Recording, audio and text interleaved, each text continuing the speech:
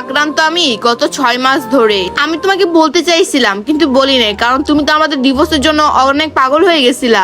আর আমি চাই না তুমি আমার জন্য তোমার লাইফটা তুমি ধ্বংস করে ফেলো। আর আমি সবসময় চাই তোমার জীবনে তুমি নতুন একটা সঙ্গী নিয়ে বেঁচে থাকো, কারণ তোমার তো এই দুনিয়ায় বেঁচে থাকার অধিকার আছে, তাই না? আমার জন্য কেন তোমার লাইফটা তুমি নষ্ট করবা? আমি তো তোমার সব ইচ্ছে পূরণ করার চেষ্টা করতেছি। আর নয়ন, যেটা আমি পারবো না ওইটার জন্য তুমি আমার প্রতি আর দাবি রেখো না, তাহলে আমি মরে যেয়ে কবরেও শান্তি পাবো না। আরেকটা কথা নয়ন, আমরা দুজন মিলে যা টাকা ইনকাম করছি সব তো তোমার কাছে রেখে গেলাম, আর যেগুলো আমি জমায় রাখছিলাম ওগুলো আমার মেয়ের নামে আমি দিয়ে গেলাম, যাতে ও বড় হওয়ার পর ওর চলার পথে কোনো অসুবিধা না হয়। আর ওই ব্যাংকটা আমার কাছে কিসের জন্য রাখছে তুমি জানো? ওই ব্যাংকটা আমার কাছে রাখছে এই জন্য, কারণ সবসময় আমার কাছে টাকা থাকতেও পারে আবার নাও থাকতে পারে। ওইখান থেকে কিছু কিছু টাকা বের করে আমি ওষুধ খাবো, কারণ এই 3 মাস বেঁচে থাকার জন্য তো আমার ওষুধ খাওয়া লাগবে, তাই না?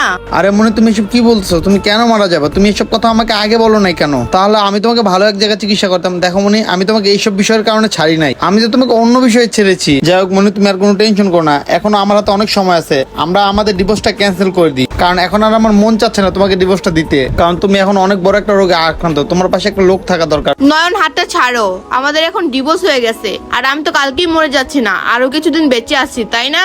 আর তোমার যদি আরো টাকা পয়সা প্রয়োজন হয় তাহলে তোমাকে জানাইও নির্দ্বিধায়। আর তোমার আমার তো কাবিনা টাকার ডিল হয়ে গেছে, আমি চাই না আমি মরে যাওয়ার পর কেউ আমার কবরে যেয়ে কাবিনা টাকার অধিকার দেখা, তাহলে আমি আল্লাহ তাআলার কাছে মরে যাওয়ার পর কি জবাব দিব? আর তুমি যে আমার নামে মামলাটা করছিলে না, এই কেসটা নিয়ে আমি অনেক দুশ্চিন্তায় আছি। উকিলকে বলে দিও এই কেসটা যাতে সামনে আর আগে না নিয়ে যায়, এখানে যাতে রিজেক্ট করে দেয়। আর তুমি চিন্তা করো না, আমি যতদিন বেঁচে আছি আল্লাহ তাআলার কাছে নামাজ পড়ে তোমার এমনকি আমার মেয়ের জন্য দোয়া করব। এসব কথা বলিও না, আমার তোমার টাকা পয়সা কিচ্ছু লাগবে না, আমার ডিভোর্সও লাগবে না, আমার শুধু তোমাকেই লাগবে। দেখো আমি অজান্তে অনেক বড় একটা ভুল করে ফেলছি, আমি জানলে কখনো আমি তোমাকে ডিভোর্সটা দিতাম না।